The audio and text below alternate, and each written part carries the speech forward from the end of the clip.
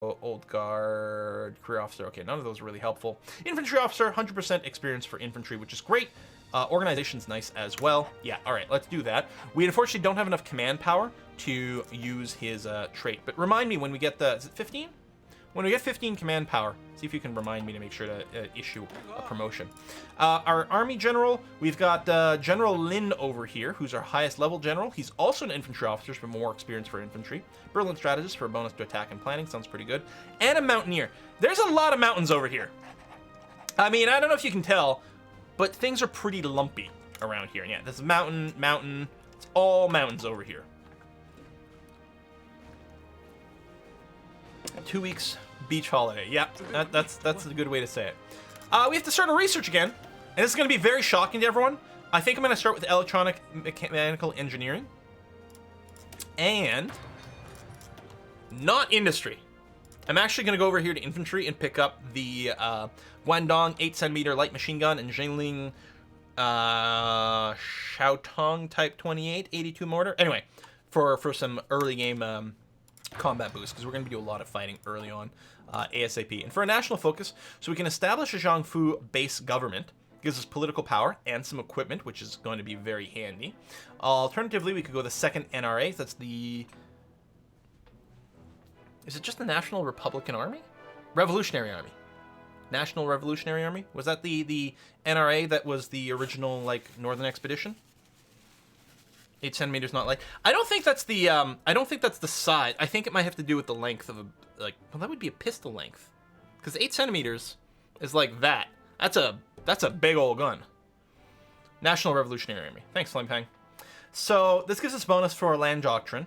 I think what this does is it unlocks some templates, right? It gives us more templates in here that we can build from. Because actually right now we can't train these guys. These are listed as like special templates that we can't train more of.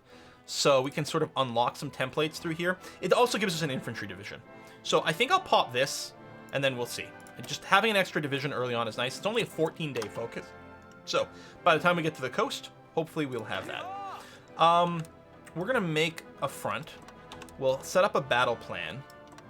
But this is currently undefended. And in fact, we might be able to sort of rip through a bunch of this fairly quickly. I'm actually tempted to hit the play button right away. Now let's give them a chance to get to the front. So we're going to try to take the coast here. Yeah, we'll have a port at that point, and we'll get some assistance. Peace deal. Dominion of Canada and Afghanistan ended their hostilities. Well, good for them. 8 centimeter normal mortar, 88 millimeter mortar. Oh, it might have just been a typo or something. Okay.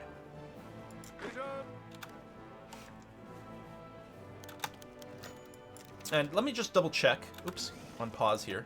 Diplomacy mode. Yeah. So we're at war with these guys. I mean, we may want to defend our back, but they don't have any troops there. Although, you know what? You go here. A little victory point to grab. That's going to be okay. And I know we're going to have to grab some territory up here. I'm going to get you to do a little bit of a run back there. We'll see how that works. White Sun over China.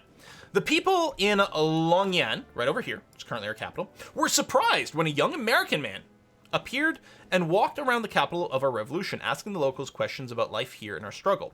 While his inquisitive behavior seemed completely spontaneous and drew a lot of equally curious stares and wild gossip, it was actually a result of the hard work of our publicity department. The Ferengi in question is Edgar Snow, an American journalist based in Shanghai, who came to Longyang to be the first Western writer to see our principles in practice firsthand. With the help of our experienced scouts, he got safely across the front lines. He spent his time here doing interviews with leadership figures, including Madame Sun and Wang Jingwei, but also with ordinary soldiers and common people in the streets. He was already quite sympathetic to our cause, and we made sure for him to see that our fight is just. Today, his book hit the stores in the West. It's already lauded by some as the scoop of the century. It will surely have a positive effect on our image in the eyes of the people of the world, despite whatever mean-spirited naysayers or apologists of imperialism may crow about bias. We got the message out there. So in reality, was this person, Edgar Snow, what was he? Who was he? He was probably someone. Edgar Snow was the first Westerner to interview Mao Zedong. Oh, okay. So if we can get a little bit more of a wrap, if we can hit this guy from multiple angles, it'll go a lot faster. Our divisions are all like pure infantry, right? So they are the suck at attacking. But yeah, we'll take this province to have it, and then we'll probably... See, these guys are moving in for a bit of a cutoff. Let's just go and stomp this guy like that. I might want to attack him to pin him down. Oh, hello. You have no org.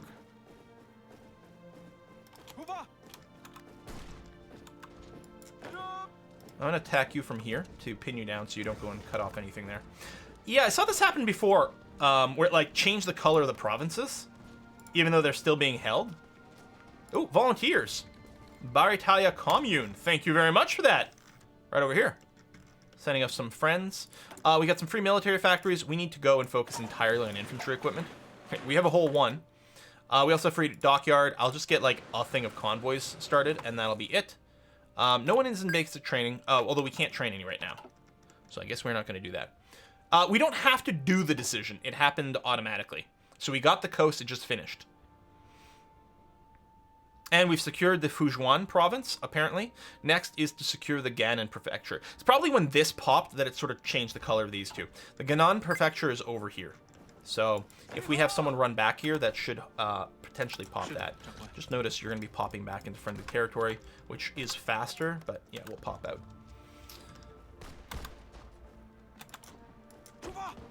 Okay, you're already queued up to do that. Yeah, these guys will get completely cut off from supplies, so we'll just keep them pinned for now, even if we're not going to win as is. Yeah, the time decision to flip the provinces. I don't know if these guys... No, they are technically in low supply right now. But you can see our numbers. Like, our attack, our breakthrough is 0. Or that's our heart attack, actually. But yeah, our attack values are just garbage. We have no breakthrough, anything like that. I mean, again, pure infantry.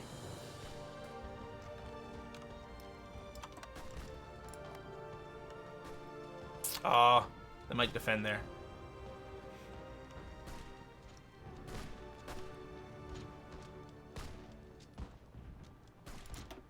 You still have no supply, which is nice. I mean, you do have 31 defense. I'm wondering about canceling this attack and just moving in here so we can go and get an encirclement on this guy. Although I think if he gets bopped, he might just be stack wiped here. I'm not sure if he can retreat anywhere.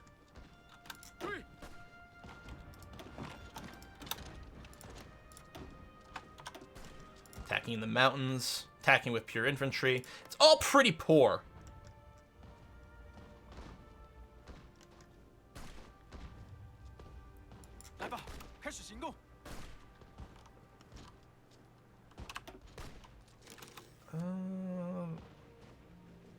Okay, you're good. You're moving back. We'll let you move back here. Second NRA is done, which gives us an extra division. So we can go and pick up either regional militias, which gives us 2 militia divisions, and leads to prioritized manpower, which gives us an extra 0.5% recruitable population, which is amazing. Alternatively, we can go one nation, one army policy, which doesn't give us any troops right away. Gives us some more army experience and a discount for army infantry weapons, and then leads to prioritized modernization, which leads to bonus to planning, max speed, and leader experience, and just a generic land doctrine research speed, as opposed to discounting equipment. I really feel like the left branch here is probably a little bit stronger. I like getting 2 militia immediately. That's really helpful, like, immediately.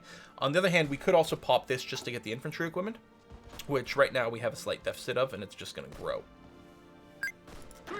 So I don't know how people feel about that.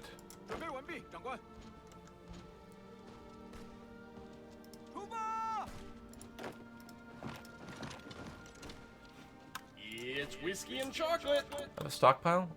No. Infantry equipment? This is my balance. I don't have any. I'm making... Oh, sorry. You're right. I do have a stockpile. I was misinterpreting this. Yeah, we're running down a little per day, but we've got this for now. I think I like the right branch better a long time. You think? I don't know.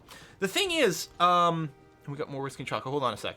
The thing is, the mechanized equipment and things like that don't really work in really crap terrain. Right? These are going to be, if we're just fighting over here in Southeast Asia, there's going to be low infrastructure, it's going to be jungle and mountains, vehicles do terrible, getting fuel there is pretty rough. You have the right branch, still get the manpower. I mean, I guess we will have a lot of manpower, that's true. Again, I don't like that it doesn't have a bonus right this second to help us overcome this starting. But, alright, people want the right, let's go with the right. Actually, before I do, let me grab, no, I guess it's got the equipment. I guess there's no rush on this. Doesn't do anything for us right now. Oh, wait, this does give us troops over here. Okay. All right, let's do that. That's going to be fine. And yes, I've got enough for promotion on...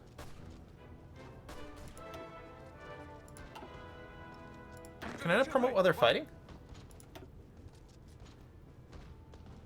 Well, maybe you can.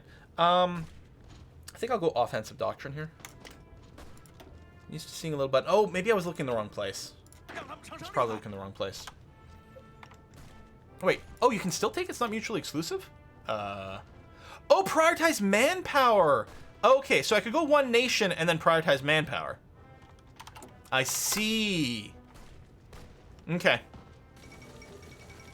Restoration of democracy in Australasia. Yeah, good for them. Australasian Confederation down there.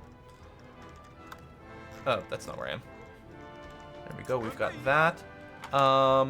Did that finish the... Yeah, there we go. We've completed all of our timed missions here.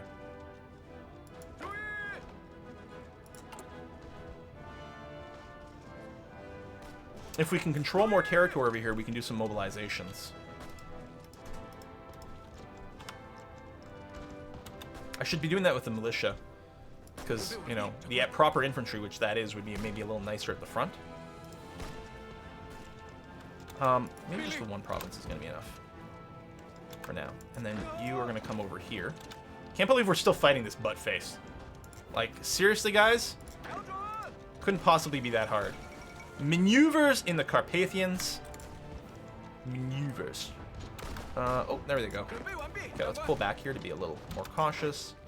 You're just defending there, which is fine.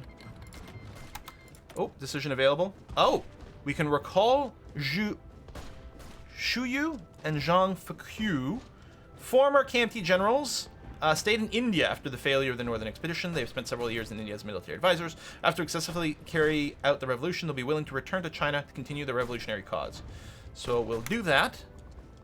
So after 7 days, I guess we'll have new generals available. The death of Pius XI. So the Pope has gone to papal places. Oh, stop.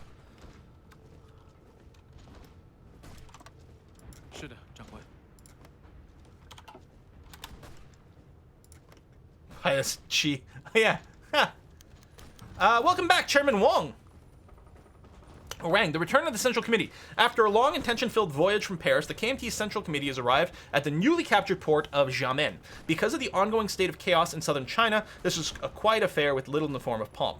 Wang later discovered a brief statement outside the customs office to reassure local citizens that peace in Xiamen would be ensured. Along with the nationalist government in exile, a French-trained and equipped regiment of Chinese expatriates has arrived to assist in securing southern China, along with stocks of Weltkrieg, it's World War I, era rifles and ammunitions. Welcome back, Chairman Wang. So we get a infantry brigade, regular training, 1936 infantry equipment, 500 units of guns as well have been added to the stockpile. Added to the front, and we should actually plan a battle line of some kind, something like that, so we can get some planning bonus. We should also clean up the back here just to improve things. And then we get some volunteers as well. Oh yeah, and there was whiskey and chocolate that came in. You're right, my bad. Who dat? It's named Mouse. Dang, Moose can't spell, so that's named Moose, presumably, as opposed to the Anani Moose coming in. Thank you very much for that. If we had fast-moving units, we could try to, like, wrap around behind these guys, but best we can do is cut off their flow of supplies a little bit, which may help. Speaking of, alright, you're just repairing some infrastructure, which is fine. You know, I think I will pull back with you and just try to clean this up over here. It's still going to be good for us. Assign units for the offensive. Oh yeah, they're not all assigned, just one division for some reason. I'm worried if I assign now, it might rewrite their movement commands, which would be a little bit annoying. I'm just going to wait until this finishes. Although I guess we could just restart the attack. Hey, our generals have arrived. So a couple of 3 stars. Popularity of social liberalism goes up, manpower goes up, and we get some more equipment added. Nice. I mean, I don't know if we change our general at all. They're all level 3s. It's nice to have more, I guess, for the long run, but for now it doesn't really matter too much. Maybe I can go around and cut off. And these guys are still getting attacked from the north as well. Oh, there we go. And just like that, we have peace. Can I make any demands yet? Yes. Not many, though. I may want to pass a turn just to get some more points. Because it'll probably work out more advantageously if I do it that way. Yeah, 16's too much. We can get the 10. If we just pass, we should be able to get... Wow, we still can't ask for much.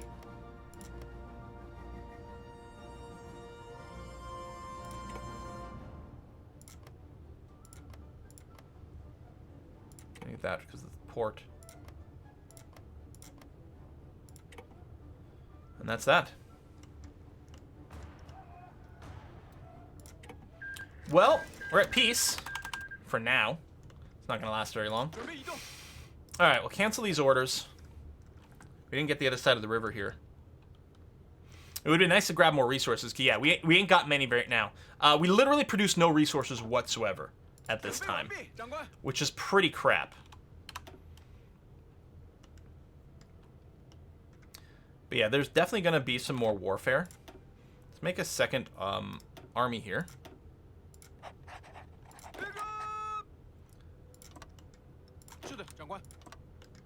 I know that's not covering like every front simultaneously, but it's going to have to do. We now have access to the ability to train some divisions again. We're going to train some generic infantry divisions here, just 6 brigades. Battalions? Brigades. I always get that wrong. It really ain't much, but we mostly just need some very light divisions now, just to cover the front and fill in any gaps. We'll train 3 simultaneously for the rest of the game for now. Something like that. Battalions.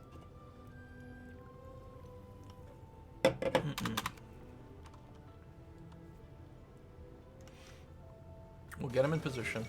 First International Congress. Congress. And then I think there's going to be like decisions we can take here to influence those. Now, some of these might start wars against me.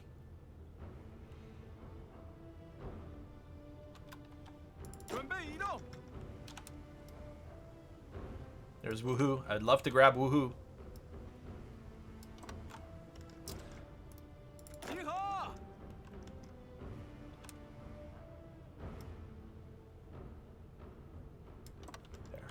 We'll have something in plans anyway. Sorry, Empois. I can't do a recap every time someone joins the channel, unfortunately. Ooh, here we go. Provisional capital in Nanchang. With the conquest of Jiangxi from the remnants of the southern Zhili, we have secured Nanchang, up here, the province's capital and strategic hardpoint that threatens both East and Central China. Longyan, right over here, is small and isolated, which helped the insurgency survive, but now this fact doesn't help KMT's civil and military administration. It may be prudent to move our government to Nanchang until our final capital is determined. So we can move it northwards, which gives us political capital, or say no, which gives us stability. I'll take the political capital. Sure, we'll move our capital over here. Seems fine. And we got a decision available. Okay, some of these are just repeatable ones. So, improved worker condition. Often I do it. So, for 180 days, it does screw up your factory output a little bit and it eats some political power, but it does boost your stability, which is something that is very low for us. We could also improve our support of our primary party here, but it's growing on its own, which is kind of nice. So, I think I will improve worker conditions. I think it's, like, a good investment, generally speaking, to just have our stability not be crap. Our war support's pretty low, too. Although that's partially, you know, popular support and things. It's all linked to those things. But also, if someone declares war on me, we'll get lots of war support for the defensive one. Won't have to worry about the south for a while. Focus on King. All right. Well, that's good to know. Maybe what I'll do... I know this is, like, pretty insignificant. Actually, what I'll do... So move our true infantry over here. And yeah, these little, militias. I'll have the militias, which are basically the same. I think they're just, Yeah, they're 4, and they're militia instead of proper infantry, so it's 4 versus 6. But we'll just have them clean up over here real quick, while our true infantry readies a push to the north. I don't think we have a CB or anything, yeah. We can't justify wars currently, not until war tension gets much higher, but we'll probably have some national focuses and decisions and stuff. So you declared war on them. Okay. Keep them busy. Can we promote more generals? I mean, we can make more generals. Oh, promote as in, yeah, their skills. Could be. Incident in Wenzhou, or Wenshu? I don't know. Occupation plans for Wenshu and the other AOG ports have been severely lacking compared to the meticulous steps and lines of advance drawn around Xiamen. When NRA forces occupied the city of Wenzhou, spontaneous anti-Ferengi riots began all across the city, leading to the murders of numerous German residents and the looting of much of the city's uptown districts. To complicate matters, several smaller advanced groups of nationalist troops also participated in the looting until more disciplined units arrived to secure the area. Wenzhou is now significantly damaged from the civil unrest. So we lose some political power, and the infrastructure takes some damage. Still haven't finished repairing the other one here. We probably need to queue up some more stuff. We have, like, no civilian factories. I'm going to queue up... Wow, we have very little infrastructure, too. I'll queue one up over here, and then see. Yeah, none of our current people have a promotion available. Julius IV is elected as new pope. All right. Pope it up, buddy.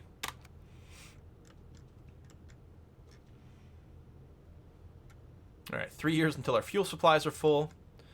We got some manpower. Yeah, we still have no resources. But yeah, hopefully we'll be able to follow it up. One nation, one army. So if we go here, then what we can do is start promoting or supporting KMT people in other provinces. And maybe get them to flip, or at least maybe justify wars that way. I think that's probably what we want to pursue next. Although, the next thing we actually might want to grab is a rural literacy program to get an extra research slot. I think that's probably the next thing.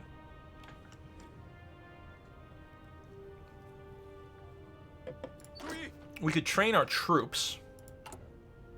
Oh yeah, see now we actually have a deficit of equipment.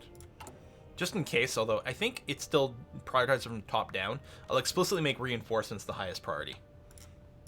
All the time. Kaiserreich seems pretty interesting. Oh, I mean, the nice thing about going with alt history is you can arrange things such that, like, every country's kind of interesting, right? One of the things with Hoi 4 is that, in reality, not every country's as well suited as being a major player in World War II. Famine breaks out.